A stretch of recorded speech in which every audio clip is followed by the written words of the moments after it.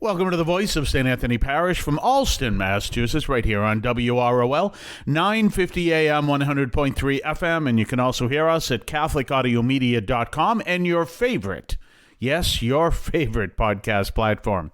Well, we were continuing our interview with Msgr, Stephen J. Rosetti, and we're going to be talking more about the findings that are published in his latest book, Priesthood in a Time of Crisis, a new study of the psychological and spiritual health of priests. But it actually really talks, we've been talking more about, in the general population, how much community makes a big difference on the psychological welfare of others. And that's so important, that community is so key. So let's turn over to the final part of our interview with Msgr. Stephen J. Rosetti and talking about his latest findings. Now, I was ordained in 1993, so I'm almost 30 years.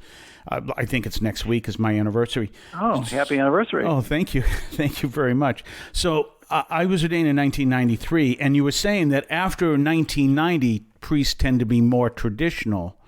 Right. Although I was, I'm a Navy veteran, so I was older than my classmates, and I actually came back to the church in the Navy. So, nice. Yeah, thank you. So we seem to notice that maybe the guys who ordained, we'll say 20 years after me, tend to lean more towards, they talk about the Latin Mass sometimes, and we never talked about the Latin Mass at the time. Right. So, I see that. And how much of an effect does that have on the general priesthood? Well, there's clearly a shift. I was ordained in the early 80s, and those are the days of kind of, there's still kind of post-Vatican II experimental days. And then it's around about late 80s, early 90s, and my studies show it, that there was a movement towards a more traditional spirituality. And that's been going on, last 30 years, for well or for ill, however you feel about that. But clearly there's a movement there. And so, for example, in the studies, like, for example, my study, but more priests are saying the Liturgy of the Hours. And after Vatican II, everybody kind of went, well, maybe yes, maybe no. But more guys are doing it now because the young guys are praying. And there is this move towards a more traditional priestly spirituality, which I think, personally, is a positive thing. Now, we have to be careful. I mean, we have to be obedient. And I tell young priests, I said, stay in the bark of Peter, the boat, and be obedient. That's very important. So don't go off, starting your own church. And I do see a line of that that does seem to follow. When I was ordained, it wasn't uncommon to find a priest who did not use a sacramentary. He basically, they wouldn't proliferate. You'd find them occasionally who literally did. It wasn't that they memorized it. They just basically did their own words. They all would kind of fit the pattern, but they would do that, which now would never happen. Yeah, and it was wild. I'm glad the days are gone. Of course, I do support Vatican II and a proper understanding of it, frankly. And I think church is growing, and I think it's a wonderful place. I love being a Catholic, and I would say that's one of the findings of the study was that priests like being priests. They're happy with their vocations. They do it again. And so I would just encourage anyone who's considering ministry, when you follow the Lord, he's going to bless you, and he is indeed blessing us. But do expect that there will be rough times. Oh, yeah. Talk to married people. Marriage is no piece of cake either. Well, some people say, oh, Father, your celibacy is so difficult. I say, well, it's got its moments, but I got 3 brothers who are married, and I'm not sure I'd trade.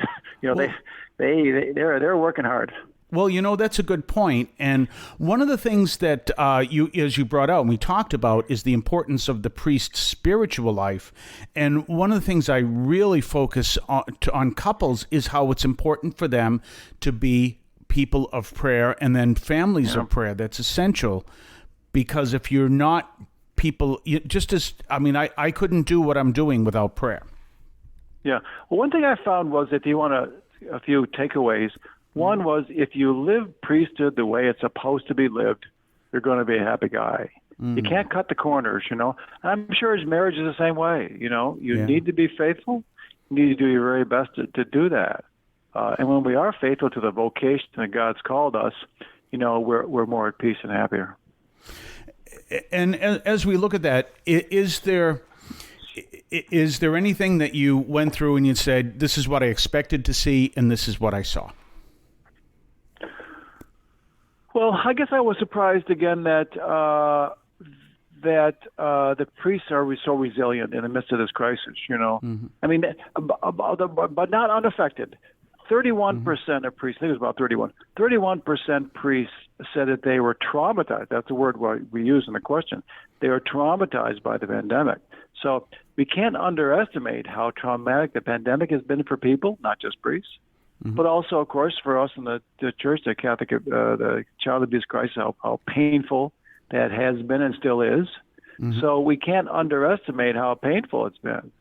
But in the face of that, looking at the resilience, I mean, for example, how many priests do you know left the priesthood just because of the child abuse crisis? They were not accused or anything, just because they were fed up and left. I don't know anybody. There'd probably be somebody. But so in the midst of the pain and the difficulties, the guys are saying, this is upsetting me and hurting, but it's not gonna kill my vocation. It's interesting you say that, because one of the things that I've brought up with others is, that the priests tended to stay, but the police went through something very similar, although not the same issue, but they went through very similar, and they left in droves. Yeah. No, it's as you say, it's a different thing. It's a vocation, and there is this deep connection between. For example, I was interesting. For the first time, I asked this question. I said, "Is the Eucharist the center of your life? The center of your life? Your focus?" And percentage of priests said the Eucharist is the center of my life? 94%.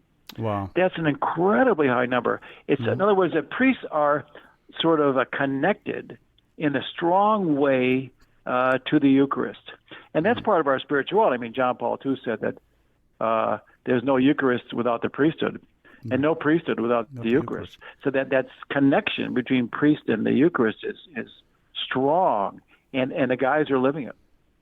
And I remember in the seminary they told us, to be people of prayer, because it was basically they really helped us to understand that, and I teach this all the time, that really our focus begins with prayer. If it's just action without prayer, well, there are plenty of occupations that do that. Yeah. But, right. Well, we're motivated by this. I've learned that more and more as I get older, that when the Lord moves through us, our lives become very fruitful. And when we're not, we can become frantically, working, but not very effective. That's true. Well, I've really enjoyed this conversation, and it was great talking to you. And the name of the book, again, and I'll be announcing this before each episode of the program, Priesthood in a Time of Crisis, a new study of the psychological and spiritual health of priests by Msgr. Stephen J. Rosetti, and it's from Ave Maria Press. And you said this is part of a series. Yes, it's a third in a series of surveys. Why Priests Are Happy, 2004 and 2009. I wrote another book, and now this one recently. And would you say to those, as we talked at the very beginning, who are not Catholic, who may be ministers, that they may enjoy this as well? Oh yeah, I think they'll see a lot of their own lives in there. So definitely. Well, I greatly appreciate this time to talk to you, and this was really informative to us. Well, I wish you well in your ministry, of course, and everyone listening, and a happy 30th anniversary. That's a wonderful milestone. Thank you very much. Have a blessed day. And you. Thanks. You're listening to the voice of St. Anthony Parish from Allston, Massachusetts, right here on WROL, 950 AM, 100.3 FM. And you can also hear us at CatholicAudiomedia.com. That's CatholicAudiomedia.com. We'll be right back right after this. You can now leave a message for us, which we can air and discuss on this program. Just call 617-297-7452. That's 617-297-7452. 617-297-7452. Feel free to call, leave a comment, a question, or even feedback, and we may play it on the air. I can discuss your comment or question as well, so give that a try. 617-297-7452, 617-297-7452. Well, again, the book we talked about was Priesthood in a Time of Crisis, a new study of the psychological and spiritual health of priests, and also others who are in ministry who may not even be Catholic may enjoy the book as well. It's important to look at what was the major focus that seemed to come out of this, and actually we can see how devastating the pandemic was to the general population. It was a lack of community, and I've experienced that in the English-speaking community, the great need and the great desire they have for community.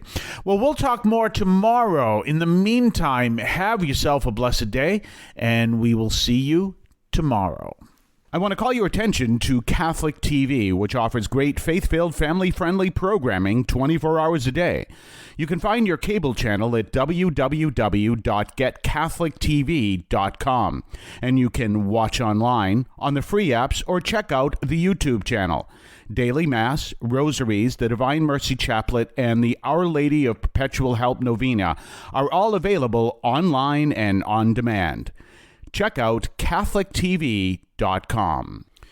If you would like to support our program, please consider a donation to St. Anthony Parish in Allston, Massachusetts. There are several ways to consider this. One is to purchase any of our merchandise, which you can find at the shopping tab at CatholicAudiomedia.com. That's CatholicAudiomedia.com. There are coffee mugs there. There's also my latest book, Encounter Christ in Your Humanity, all of which you can find at the shopping tab at CatholicAudiomedia.com.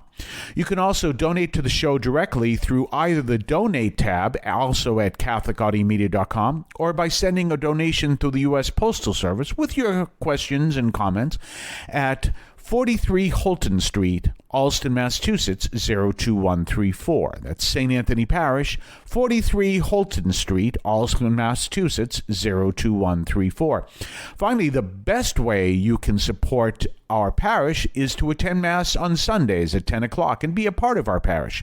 We thank you for any support you would like to give to St. Anthony Parish in Allston, Massachusetts, the sponsoring parish for this media outreach to Catholics and other Christians in the WROL, WEZE, and podcast listening audience.